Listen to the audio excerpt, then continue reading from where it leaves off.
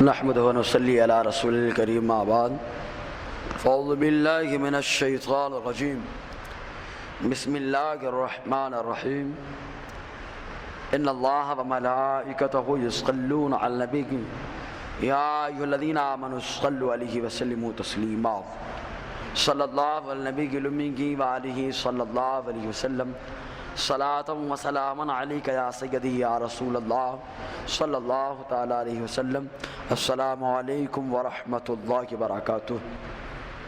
درود پاک پڑھیں صلی اللہ علیہ نبی کے امی کی وآلہ صلی اللہ علیہ وسلم صلاۃ و سلاما علیک یا سیدی یا رسول اللہ صلی اللہ تعالی علیہ وسلم۔ سیرت صحابہ رضی اللہ تعالی عنہم اجمعین کا سلسلہ چل رہا ہے۔ اس سلسلے میں کئی صحابہ کرام کی شان و عظمت، حیات وغیرہ پر روشنی ڈالی گئی۔ خاص طور سے پچھلے دن حضرت خالد بن ولید رضی اللہ تعالیٰ عنہ کی شان کو اجاگر کیا گیا۔ ابھی اپنے سامنے جو شخصیت ہے حضرت عبداللہ ابن مسعود رضی اللہ تعالیٰ عنہ کی ہے۔ حضرت عبداللہ ابن مسعود رضی اللہ تعالیٰ عنہ کو فقاہت یعنی دین کی سمجھ سب سے زیادہ حاصل تھی۔ صحابہ کرام کا اس پر اجماع رہا۔ حضرت عبداللہ ابن مسعود رضی اللہ تعالیٰ عنہ، ان کا نام عبداللہ، والد کا نام مسعود، اور ان کے والد کا نام غافل، ان کے والد کا نام حبیب، ان کے والد کا نام شمخ، ان کے والد کا نام فار، ان کے والد کا نام مخزوم، اور ان کے والد کا نام ساحلہ، ان کے والد کا نام کاہل، ان کے والد کا نام حارث۔ اس طریقے سے اسد الغابہ کے اندر آپ کا سلسلہ نسب جو ہے الیاس بن مضر تک پہنچتا ہے، پدری سلسلہ۔ اور آپ کی والدہ کو ام عبد کہا جاتا ہے، ام عبد بنت عبدود ابن سوا، یہ آپ کی والدہ کا نام ہے۔ چنانچہ حضرت عبداللہ ابن مسعود رضی اللہ تعالیٰ عنہ اوائل صحابہ کرام میں سے ہیں، یعنی جن لوگوں نے شروعات میں کلمہ پڑھ کے اپنے آپ کو مشرف باسلام کیا، انہی میں سے حضرت عبداللہ ابن مسعود رضی اللہ تعالی عنہ ہیں۔ خود وہ بیان فرماتے ہیں کہ عبداللہ ابن مسعود نے فرمایا کہ روئے زمین پر لقد رأیتنی سادسا ستۃ ما علی ظہر الارض مسلم غیرنا، فرماتے ہیں جب میں اسلام لایا تو اس وقت ہمارے علاوہ 6 ہی لوگ روئے زمین پر مسلمان دکھتے تھے، اور چھٹا میں تھا، یعنی چھٹے اسلام لانے والے حضرت عبداللہ ابن مسعود رضی اللہ تعالیٰ نے خود بیان فرماتے ہیں۔ اور اسلام لانے کی وجہ کیا بنی، سبب کیا بنا، تو یہ بھی حضور صلی اللہ علیہ وسلم کا ایک معجزہ، جس کو دیکھ کر کہتے عبداللہ ابن مسعود رضی اللہ تعالیٰ نے ایمان لائے۔ وہ کیا معجزہ تھا؟ حضرت زر ابن حبیش بیان فرماتے ہیں کہ حضرت عبداللہ ابن مسعود نے فرمایا میں ایک نوجوان تھا کڑیل، اور اس زمانے میں بکریاں چرایا کرتا تھا، اور جس کی بکریاں چراتا تھا وہ عقبہ ابن معیط تھا، جو حضور صلی اللہ علیہ وسلم کا کھلا ہوا دشمن تھا، حضور کو ہمیشہ تکلیف پہنچانے کی کوشش کیا کرتا تھا۔ فرماتے ہیں میں عقبہ ابن معیط کی بکریاں چرا رہا تھا، حضور صلی اللہ علیہ وسلم حضرت بکر صدیق رضی اللہ تعالیٰ عنہ کے ساتھ اس طرح تشریف لائے۔ لانے کے بعد حضور نے ارشاد فرمایا اے نوجوان حل معک من لبن، کیا تمہارے پاس کچھ دودھ ہے؟ حضور صلی اللہ علیہ وسلم نے سوال کیا کیا کچھ دودھ ہے؟ تو انہوں نے کہا ہاں دودھ تو ہے، ولیکنی معتمن، لیکن اس دودھ کا مجھ پر امین مجھے بنا دیا گیا ہے، مطلب وہ امانت کے طور پر میرے پاس ہے جس کو میں نہیں دے سکتا۔ تو حضور صلی اللہ علیہ وسلم نے فرمایا جو فرمایا اس کو سمجھنے سے پہلے ایک بات یاد رہے کہ ہمیشہ مادہ کو جو دودھ ہوتا ہے اسی وجہ سے ہوتا ہے کہ نر کی ملاقات اس سے ہوئی ہے، تو دودھ جو ہوتا ہے اس کی وجہ سے ہوتا ہے۔ تو حضور صلی اللہ علیہ وسلم نے فرمایا ایسی بکری لاؤ جس کے پاس کوئی نر نہ گیا ہو، یعنی ایک دم پاٹ بکری لے کر کے آؤ۔ حضور صلی اللہ علیہ وسلم کے پاس وہ بکری پیش کی گئی۔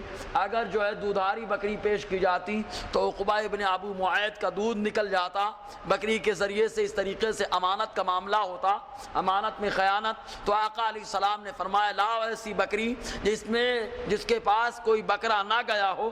چنانچہ فرماتے میں نے بکری کو پیش کر دیا، حضور صلی اللہ علیہ وسلم نے اس کے تھنوں میں ہاتھ ملنا شروع کر دیا، اور آپ دعا فرما رہے تھے حتی انزلت یہاں تک کہ وہ بکری جس کے پاس ابھی کوئی بکرا بھی نہ گیا تھا، اس بکری کے تھنوں میں دودھ پیدا ہو گیا۔ جب دودھ آ گیا آقا علیہ السلام کے پاس، حضرت ابوبکر صدیق رضی اللہ تعالیٰ عنہ ایک پتھر پیالہ نما لے کر کے گئے، چنانچہ اس میں حضور صلی اللہ علیہ وسلم نے بکری کا دودھ دوہا۔ دوہنے کے بعد حضرت ابوبکر صدیق سے فرمایا تم پی لو۔ عام طور سے ہوتا یہ ہے کہ بڑا پیتا ہے، لیکن آقا علیہ السلام نے بغرض شفقت حضرت ابوبکر صدیق سے فرمایا تم پی لو۔ انہوں نے پیا۔ حضور صلی اللہ علیہ وسلم نے نوش فرمایا، اور نوش فرمانے کے بعد ان تھنوں سے کہا جن تھنوں میں دودھ اتر آیا تھا، حضور نے فرمایا تھن جیسے تم پہلے تھے اسی انداز میں ہو جاؤ۔ حضرت عبداللہ ابن مسعود فرماتے ہیں کہ حضور کا فرمانا تھا جیسے ہی فرمایا اسی انداز میں پہلے جیسے تھن ہو گئے، پہلے جیسے تھن ہو گئے۔ تو جب میں نے یہ دیکھا معجزہ، تو دیکھنے کے بعد میں قریب گیا، میں نے جا کر کے عرض کیا یا رسول اللہ، ابھی اسلام نہیں لائے ہیں لیکن پھر بھی آقا علیہ السلام کی عظمت اتنی بیٹھ گئی، کہا یا رسول اللہ علمنی من هذا الکلام اور من هذا القرآن، آپ مجھے اس کلام یا قرآن سے کچھ باتیں سکھا دیں۔ فرماتے ہیں حضور صلی اللہ علیہ وسلم نے دست شفقت میرے اوپر پھیرا، اور پھیرنے کے بعد فرمایا انک غلام معلم، ارے تم تو ایسے نوجوان ہو جس کو تعلیم دی جائے گی، اور اگر معلم کہہ لیا جائے انک غلام معلم، کہ ارے تم تو ایسے نوجوان ہو جس کو اللہ تعالیٰ معلم بنانے والا ہے، استاذ بنانے والا ہے۔ چنانچہ فرماتے ہیں میں نے حضور صلی اللہ علیہ وسلم سے 70 صورتیں یاد کی، ایسی 70 صورتیں کہ جن کے پاس پیش کرتا تھا ہر کوئی اتفاق کرتا تھا قرآن کا حصہ ہے۔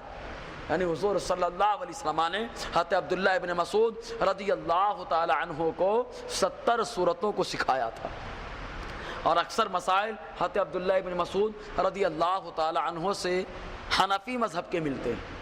حنفی مذہب عام طور سے حضرت عبداللہ ابن مسعود رضی اللہ تعالی عنہ سے جا کر ملتا ہے، اور آپ بھی ذوالہجرتین ہیں، حبشہ کی طرف بھی ہجرت کر کے گئے اور مدینہ طیبہ بھی ہجرت کر کے آئے، اور ذوالقبلتین بھی ہیں کہ مسجد اقصی کی طرف جب آقا علیہ السلام نے 16 مہینے مسلسل چہرہ کر کے نماز، 16 مہینے یا 17 مہینے نماز پڑھی، اختلاف روایات، تو ادھر بھی چہرہ کر کے نماز پڑھا اور خانہ کعبہ کی طرف بھی رخ کر کے نماز پڑھتے رہے۔ اس اعتبار سے آپ ذوالقبلتین بھی ہیں۔ غزوہ بدر میں حاضر رہے، احد میں حاضر رہے، غزوہ خندق میں حاضر رہے، بیت رضوان میں حاضر رہے، غرض کی تمام غزوات میں حاضر رہے، اور حضور کے پردہ فرمانے کے بعد جنگ یرموک میں آقا علیہ السلام کے پردہ فرمانے کے بعد حاضر رہے، مسلسل جنگ کرتے رہے، اور ایسے صحابی کی وہ شہیدہ رہو رسول اللہ صلی اللہ علیہ وسلم بالجنہ، اگرچہ عشرہ مبشرہ میں سے نہیں ہے لیکن آقا علیہ السلام نے حضرت عبداللہ ابن مسعود کو دنیا ہی میں جنت کی بشارت عطا فرمائی تھی، دنیا ہی میں جنت کی خوشخبری دے دی تھی۔ اور حضرت عبداللہ ابن مسعود رضی اللہ تعالیٰ عنہ کے فضائل بہت زیادہ ہیں۔ ایک موقع پر تو یہاں تک آیا کہ آقا علیہ السلام نے ان کو پرمیشن دے رکھا تھا تم بے دھڑک میرے گھر میں آ جا سکتے ہو، بے دھڑک آ جا سکتے ہو۔ اس لیے علامہ عز الدین جزری فرماتے ہیں کہ جو اندرونی باتیں اور بیرونی باتیں آقا علیہ السلام کے تعلق سے عبداللہ ابن مسعود کو معلوم تھی، کسی اور کو یہ شرف حاصل نہ تھا، اتنا مقام حضرت عبداللہ ابن مسعود کا۔ چنانچہ ایک صحابی حضرت اسود ابن یزید فرماتے ہیں کہ ایک صحابی ہے جن کا نام حضرت ابو موسیٰ اشعری رضی اللہ تعالیٰ عنہ، فرماتے ہیں میں اور میرا بھائی یمن سے آئے تھے، یمن سے آنے کے بعد حضور صلی اللہ علیہ وسلم کا کلمہ پڑھا اور حضور کے پاس رہنے لگے۔ فرماتے ہیں ہم لوگ یہی سمجھتے تھے کہ عبداللہ ابن مسعود حضور صلی اللہ علیہ وسلم کے گھر والوں میں سے، کیوں؟ فرماتے لما نرى من دخولی و دخول امی علی نبی صلی اللہ علیہ وسلم، کیونکہ عبداللہ ابن مسعود اور ان کی والدہ ام عبد دونوں کا آنا جانا آقا علیہ السلام کے گھر میں بہت زیادہ ہوا کرتا تھا، بہت زیادہ آیا جایا کرتے تھے، اس لیے ہم دونوں بھائی سمجھتے تھے کہ آقا علیہ السلام کے گھرانے سے ان کا تعلق ہے۔ اور صحابہ کرام تو اتنی تعظیم کرتے حضرت عبداللہ ابن مسعود کی، خاص طور سے خلفائے راشدین بڑی عزت کیا کرتے تھے، حضرت ابو بکر صدیق ہوں یا حضرت عمر ہو یا عثمان غنی یا حضرت علی کرم اللہ وجہ الکریم، تو سب عزت دیا کرتے تھے۔ چنانچہ اس تعلق سے حضرت عمر رضی اللہ تعالی عنہ نے کوفہ آپ کو روانہ فرمایا، اسد الغابہ تیسرا حصہ صفحہ 385 کے اندر ہے۔ جب کوفہ کی طرف آپ کو روانہ فرمایا تو کوفہ والوں کو خط لکھا تھا اور بتایا کہ انی قد بعثت عمار بن یاسر امیرا و عبداللہ ابن مسعود معلما و وزیرا۔ تو کوفہ والوں کو خط لکھا اور کہا اے لوگو، عمار ابن یاسر کو ہم نے تمہارا امیر بنا دیا ہے اور عبداللہ ابن مسعود کو وزیر اور تمہارا استاذ بنا کر بھیجا ہے، معلم بنا کر بھیجا ہے، جن کو آقا علیہ السلام نے بھی معلم فرمایا، عمر فاروق نے بھی معلم فرمایا کہ تم کو معلم بنا کر بھیجا۔ اور یہ دونوں وہ صحابی ہیں کہ جو آقا علیہ السلام کے ساتھ بدر میں حاضر رہے۔ فَاقْتَدُوا وَأَطِيعُوا وَاسْمَعُوا قَوْلَهُمَا، اے لوگو ان دونوں کی پیروی کرنا، ان کے اقتداء کرنا اور ان کی باتوں کو سن لینا۔ کیوں؟ قد آثرتکم بعبد اللہ علی نفسہ، کیونکہ تعلیم کے معاملے میں نے اپنے آپ پر کسی کو فوقیت دی ہے تو وہ عبداللہ ابن مسعود ہے۔ یہ حضرت عمر رضی اللہ تعالیٰ عنہ کے تاریخی جملے فرماتے ہیں اگر علم کے معاملے میں نے کسی کو اپنے اوپر فوقیت دی تو حضرت عبداللہ ابن مسعود رضی اللہ تعالیٰ عنہ، چونکہ حنفی مذہب کا زیادہ دار و مدار حضرت عبداللہ ابن مسعود سے ہے، اس لیے اندازہ ہوتا ہے عبداللہ ابن مسعود کی شان اور ان کی عظمت اور علم کا پیمانہ کتنا بلند تھا ان کا۔ اور حضرت عبداللہ ابن مسعود کے بارے میں خالی حضرت عمر کی نہیں ہے رائے تھی، بلکہ حضرت عثمان غنی میں بڑی عزت کیا کرتے تھے۔ چنانچہ بھائی اسد الغابہ کے اندر ہے، ابو زبیہ سے مروی ہے، فرماتے ہیں جب حضرت عبداللہ ابن مسعود رضی اللہ تعالیٰ عنہ بیمار ہوئے تو حضرت عثمان ابن عفان ان کی عیادت کو تشریف لے گئے۔ عیادت کو گئے تو کہا کیا معاملہ ہے، کیا ڈر رہے ہیں آپ؟ فرمایا ہم اپنے گناہوں سے ڈر رہے ہیں۔ اللہ اکبر، اپنے گناہوں سے ڈر رہے ہیں۔ فرماتے ہیں حضرت عثمان غنی ٹھیک ہے تو آپ چاہتے کیا ہیں؟ عبداللہ ابن مسعود نے فرمایا کہ میں رب کی رحمت چاہتا ہوں۔ تو حضرت عثمان غنی نے فرمایا بیمار ہیں، میں کسی ڈاکٹر یا طبیب کو آپ کے پاس آنے کا حکم دے دوں؟ آپ نے ارشاد فرمایا طبیب و امراضنی، کیا ڈاکٹر کو بلائیں گے؟ جو میرا حقیقی ڈاکٹر ہے اس کے ذریعے سے تو میں بیمار ہوا، یعنی پروردگار عالم وہی بیمار کرتا ہے، وہی شفا دیتا ہے۔ اس کے بعد کہا الا آمر لک بعطا، کیا آپ کے لیے کچھ تحفے اور تحائف کا انتظام نہ کر دیا جائے؟ تو حضرت عبداللہ ابن مسعود نے فرمایا لا حاجت لی فیہ، مجھے کوئی تحفے تحائف کی ضرورت نہیں، کسی تحفے تحائف کی ضرورت نہیں ہے۔ تو حضرت عثمان غنی نے فرمایا ارے بھائی آپ تو بیمار ہیں، آپ کی بچیاں ہیں آپ کے بعد، تو کم از کم بچیوں کا خرچہ ہو جائے گا۔ تو بڑا زبردست جملہ ارشاد فرمایا تخشی علی بنات الفقر، کیا آپ میری بچیوں پر محتاجی کا خوف کرتے ہو؟ سنو انی امرت بناتی ان یقرأنا کل لیلۃ سورۃ الواقعہ، میں نے اپنی بچیوں کو حکم دے رکھا ہے کہ روزانہ ہر رات میں سورہ واقعہ کی ایک مرتبہ تلاوت کر لیا کریں۔ کیوں؟ انی سمعت رسول اللہ صلی اللہ علیہ وسلم یقول من قرأ الواقعۃ کل لیلۃ لا تصیبہ فاقۃ ابدا، کیونکہ میں نے آقا علیہ السلام کو فرماتے ہوئے سنا جو رات میں ایک مرتبہ روزانہ سورہ واقعہ کی تلاوت کرے گا وہ کبھی فقر و محتاجی میں مبتلا نہیں ہوگا۔ تو میری بچیاں روزانہ اس کی تلاوت کرتی ہیں، لہٰذا محتاجی ہمارے گھر آ ہی نہیں سکتی۔ اتنا قرآن پہ بھروسہ، فرمان مصطفیٰ پہ بھروسہ، اللہ اکبر۔ ایسے ہی حضرت علی کرم اللہ وجہ الکریم بھی بڑی عزت اور بڑی قدر کیا کرتے تھے۔ ایک موقع وہ آیا کہ حضرت علی کے پاس تمام لوگ بیٹھے ہوئے تھے ان کے حواری، تو ان لوگوں نے کہا کہ ہم نے عبداللہ ابن مسعود سے زیادہ اچھے اخلاق والا آدمی نہیں دیکھا، اچھی تعلیم دینے والا ان سے زیادہ کسی کو نہیں دیکھا، ان کی مجلس بڑی شاندار ہوتی ہے، ان سے زیادہ تقویٰ بھی کسی کے پاس نہیں دیکھا۔ حضرت علی نے فرمایا تم کو میں خدا کا واسطہ دیتا ہوں، کیا تم لوگ دل کی گہرائی سے کہتے ہو؟ تو لوگوں نے کہا ہاں۔ فرمایا اگر تم دل کی گہرائی سے کہتے ہو تو سنو میں گواہی دیتا ہوں، تم لوگ جیسے کہتے ہو ویسے ہی عبداللہ ابن مسعود ہیں، بلکہ ان سے بھی افضل و اعلیٰ۔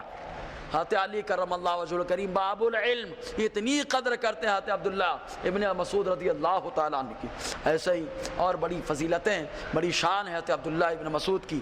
بس یہ بات کہ حضرت عبداللہ ابن مسعود مدینہ طیبہ میں سن 32 ہجری میں جو ہے پردہ فرما گئے، اور انہیں حضرت زبیر ابن عوام کو وصیت کی تھی کہ مجھے رات میں سپرد خاک کیا جائے۔ رات میں دفنایا جائے۔ تو جنت البقیع میں آپ کو رات میں دفنایا گیا۔ اور نماز جنازہ کس نے پڑھی؟ روایتوں میں اختلاف، کچھ لوگوں نے کہا کہ حضرت عثمان غنی نے جنازے کی نماز پڑھائی، کچھ لوگوں نے کہا حضرت عمار ابن یاسر نے، اور کچھ لوگوں نے کہا کہ حضرت زبیر ابن عوام نے۔ بہرکیف جب آپ پردہ فرما گئے اس وقت آپ کی عمر 60 کے اوپر تھی، کتنی تھی یہ فائنل نہیں ہے، 60 اور 70 کے بیچ میں تھی، کتنی تھی یہ واضح نہ ہو سکی۔ بہرحال اللہ تعالی ہم سب کو تمام صحابہ کے فیوز و برکات سے مالا مال فرمائے، ان کے نقوش قدم پر چلنے کی ہمیں توفیق عطا فرمائے، قرآن اور رمضان دونوں کے فیضان سے مالا مال فرمائے، دونوں کی شفاعت سے ہم سب کو عطا فرمائے، دونوں کے صدقے ہمارے گھروں ہماری قبروں میں روشنی پیدا فرمائے، ہمارے مرحومین کی مغفرت فرمائے، ہمارے بیماروں کو شفا عطا فرما۔ وصلی اللہ تعالی خیر خلقی و اصحابہ اجمعین برحمتک یا ارحم الراحمین بحق لا الہ الا اللہ محمد رسول اللہ۔